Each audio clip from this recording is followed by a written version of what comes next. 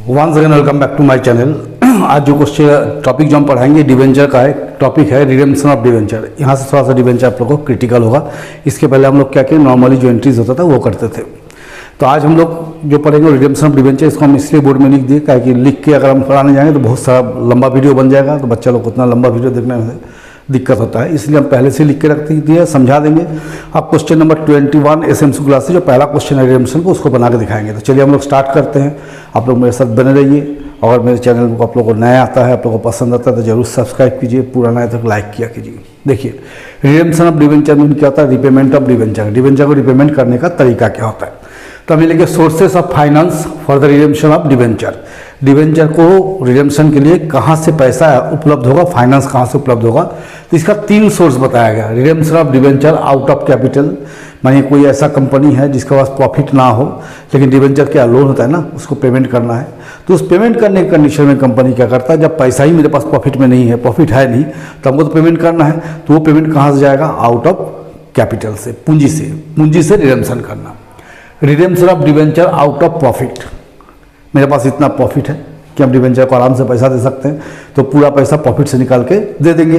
तो प्रॉफिट से निकाल के देने से क्या होता है कि जो डिविडेंड हम लोग देते हैं, डिविडेंड कहाँ से देते हैं, आउट ऑफ प्रॉफिट। आप लोग पढ़े होइएगा कि जो भी शेयर होल्डर्स होता है उसको प्रॉफिट का एक हिस्सा मिलता है, दैट इज डिविडेंड। तो वो डिविडेंड का जितना पैसा है पहले उसमें से हम लोग क्या करेंगे, प्रॉफिट से डिवेंचर को रिडीम कर देंगे, जो बचेगा वो शेयर होल्डर को बांट देंगे। ठीक है। तीसरा होगा redemption of debenture out of capital and out of profit, कुछ पोर्शन पूंजी से, कुछ पोर्शन कैपिटल से। तो चलिए पहला हम लोग पढ़ेंगे redemption of debenture out of capital. यहां से ज़्यादा ध्यान दीजिएगा, ठीक है। देखिए listed company are not required to create debenture redemption reserve.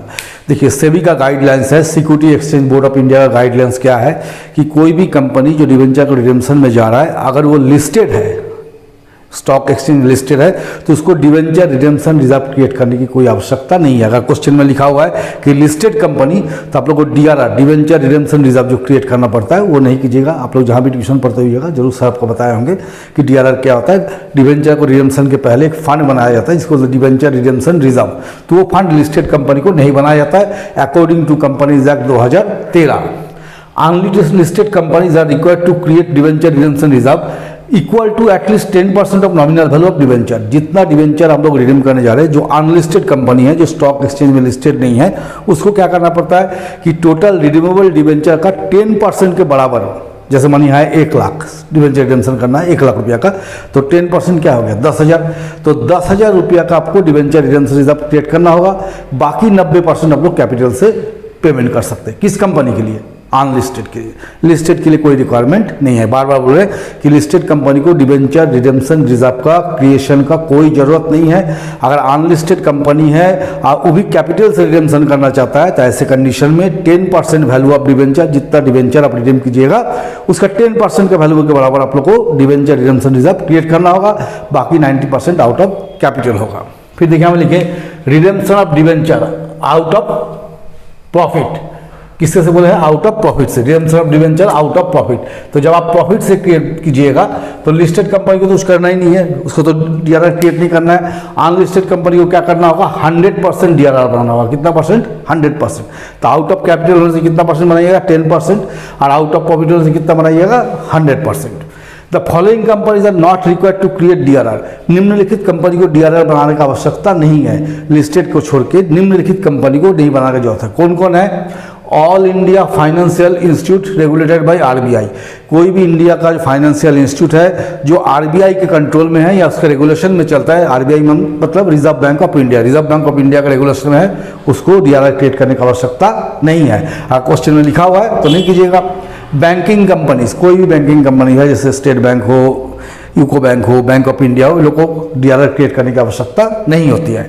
Other financial institution with in the meaning of section 272 of the companies act 2013। Companies act 2013 के अंतर्गत कोई भी फाइनेंशियल इंस्टीट्यूशन जो सेक्शन 272 के अंतर्गत आता है, उसको भी डीआरआर क्रिएट करने की जरूरत नहीं है। Listed companies include, listed company में क्या क्या आएगा, नॉन बैंकिंग फाइनेंस कंपनी, बहुत सारा एनबीएफसी देखते हैं आप लोग, नॉन बैंकिंग फाइनेंस कंपनी देखते हैं जो कि आरबीआई से रेगुलेट होता है, उसको नहीं करना है। हाउसिंग फाइनेंस कॉर्पोरेशन जो नेशनल हाउसिंग स्कीम में आपको एंटर्ड है, उसको भी नहीं करना है। Unlisted non banking financial company या banking company regulated by RBI, बहुत सारा अनलिस्टेड कंपनी है जो कि बैंकिंग कंपनी है, आरबीआई से रेगुलेट होता है, उसको भी डीआरआर क्रिएट करने की आवश्यकता नहीं है। अनलिस्टेड हाउसिंग कंपनी, कोई भी अनलिस्टेड हाउसिंग कंपनी है तो उसको भी करने की आवश्यकता नहीं है, जो कि नेशनल हाउसिंग बैंक स्कीम के अंतर्गत आता है। अब यहाँ पर जो ध्यान दीजिएगा, डिवेंचर रिडेम्पशन इन्वेस्टमेंट, देखिए क्या लिखा है, all listed and unlisted companies except exempted company. Exempted company कौन कौन है, ये ऐसा है ना, ये एग्जेम्प्टेड कंपनी छोड़ के बाकी जितना भी लिस्टेड या अनलिस्टेड कंपनी है सभी को क्या करना है, सभी को क्या करना है कि जिस ईयर को आप रिडेम्पशन करें, मानिए हम नेक्स्ट ईयर का 31 मार्च को रिडेम्पशन करेंगे, तो इस साल 30 अप्रैल को जितना का डिवेंचर आप रिडेम्पशन करने जा रहे हैं उसका 15% के बराबर आपको इन्वेस्टमेंट करना पड़ेगा किसी स्पेसिफाइड सिक्योरिटीज में। क्या बोले कि 31 मार्च 2024 को अगर आपको रिडेम्पशन करना है डिवेंचर को, तो 30 अप्रैल 2021 को जितना डिवेंचर आप रिडेम्पशन करने जा रहे हैं उसके 15%, जैसे 1 लाख का करने जा रहे हैं तो 15% कितना हो गया, 15,000, तो 15,000 के बराबर आपको किसी स्पेसिफाइड सिक्योरिटीज में इन्वेस्ट करना होगा। तो ये इसका रेगुलेशन हो गया। अब इसको मिटा के हम क्या करते हैं, जानवर लिखते हैं, क्वेश्चन लिख के हम लोग बनाएंगे, मेरे साथ बने रहिए। आप लोग को अगर स्क्रीनशॉट लेना होगा तो जरूर ले लीजिए, अगर मतलब ठीक से याद रखना है तब। ये रेगुलेशन है जो हम अपने सही हिसाब से लिख दिए, आप अपने इसको स्क्रीनशॉट लेके एक कॉपी में नोट कर लीजिएगा। अब हमें एंट्री लिख के बताएंगे कैसे एंट्री करना है, ठीक है। तो चलिए पर इसको ज़रा मिटा दें, 2 मिनट टाइम लगेगा। फिर हमें क्वेश्चन लिख के बनाएंगे।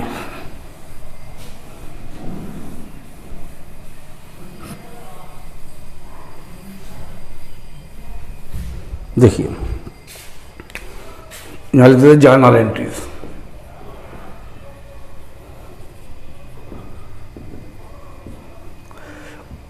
देखिए number 1,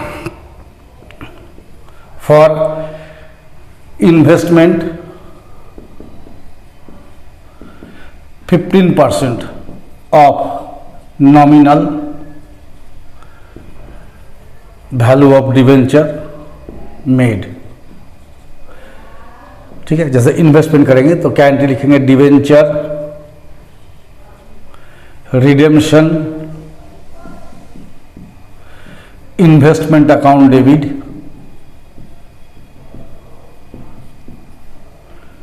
to bank account being debenture redemption investment made 15% of redeemable value of debenture। ये हो गया। सेकेंड लिखेंगे हम लोग, फॉर जब 31 मार्च नेक्स्ट ईयर में जाएंगे, for debenture redemption investment realised. Next year जब रिडेम्पशन करेंगे तो इसको हम लोग क्या करेंगे, बेच देंगे या रियलाइज कर लेंगे। तो क्या लिखेंगे, bank account debit to debenture redemption investment being debenture redemption investment realized, इसको बेच देंगे। ठीक है, फिर नेक्स्ट ईयर 31 मार्च को फॉर थर्ड में क्या लिखेंगे, for creation of debenture redemption reserve. जब डीआरआर खोलेंगे है ना, तो लिखिए statement of PL appropriation debit to debenture redemption reserve being DRR created. ठीक है, अब हम लोग क्या करेंगे, for debenture holders due for redemption with premium. आप जब डिवेंचर होल्डर को ड्यू कर देंगे कि पैसा देना है, माने प्रीमियम में करना है। बिना प्रीमियम लगे तो प्रीमियम को छोड़ देंगे, तो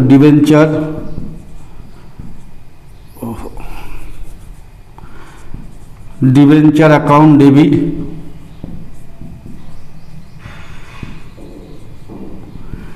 premium on redemption of debenture debit to debenture holders account, being debenture holders due for redemption।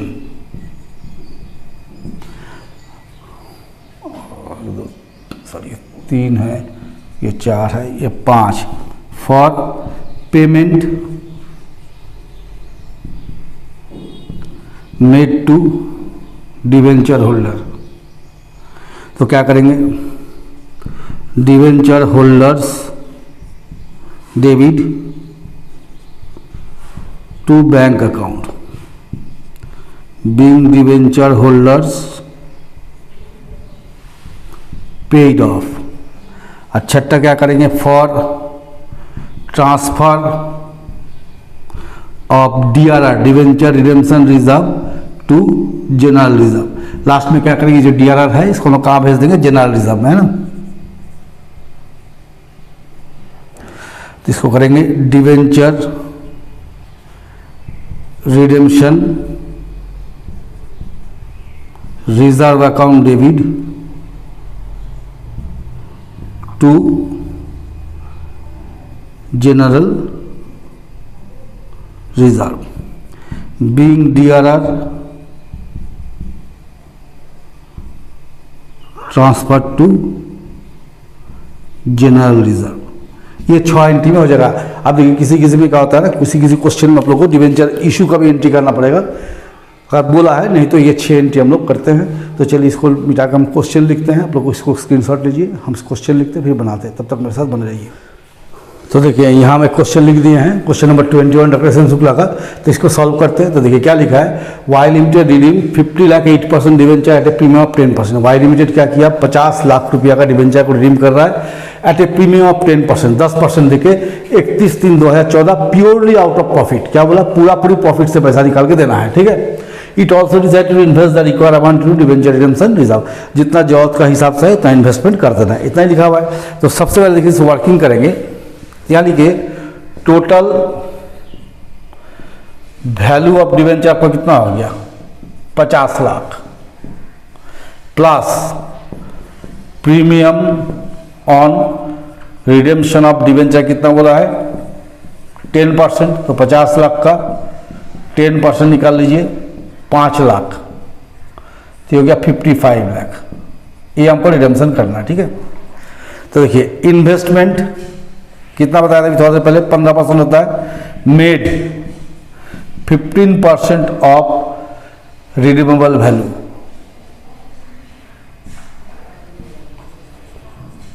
तो कितना रिडेम्पशन करना है, 50 लाख का, इसका 15% के बराबर इन्वेस्ट करना होगा।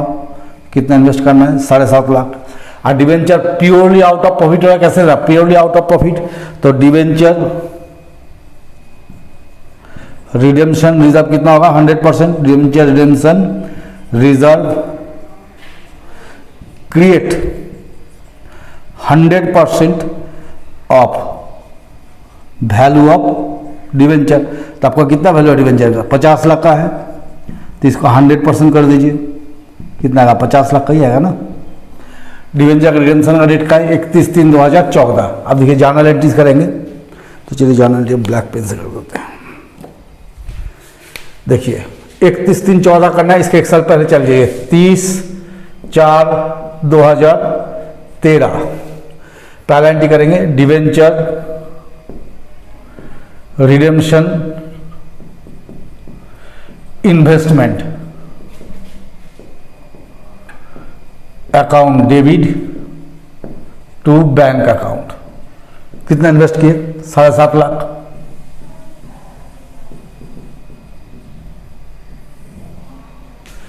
being debenture redemption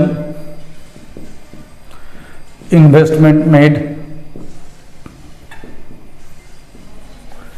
15% value of debenture. ये हो गया आपको 31/3/2013 को, जिस दिन रिडीम कीजिएगा उसके ठीक 1 साल पहले का अप्रैल में आपको इन्वेस्ट करना है।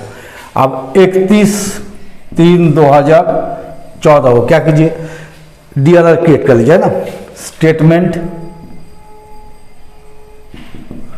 Of PL appropriation debit to debenture redemption reserve.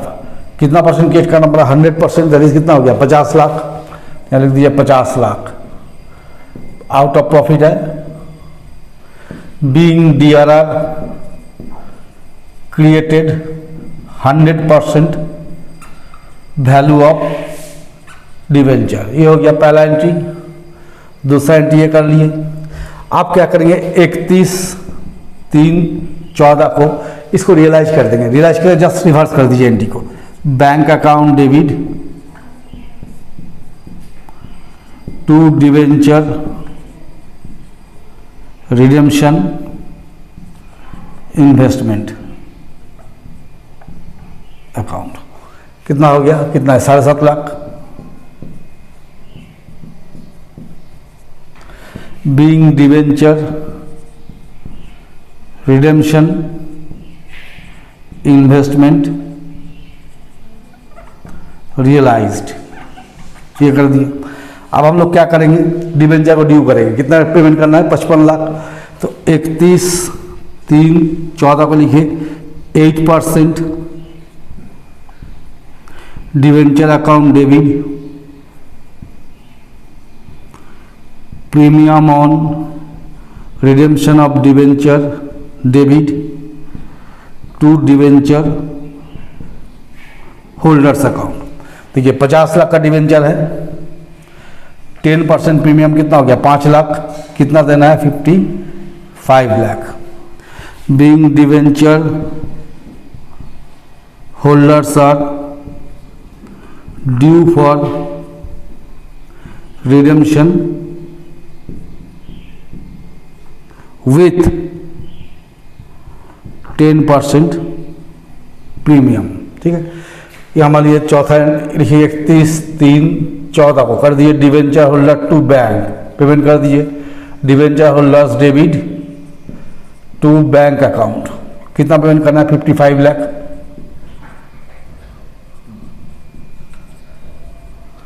Being debenture holders are paid off. Last में क्या करना है, इस DRR को कहाँ ट्रांसफर कर देना है, जनरल रिजर्व में। तो 31/3/2014 यहाँ लिख दिए debenture redemption reserve debit to general reserve. ये लास्ट एंट्री है,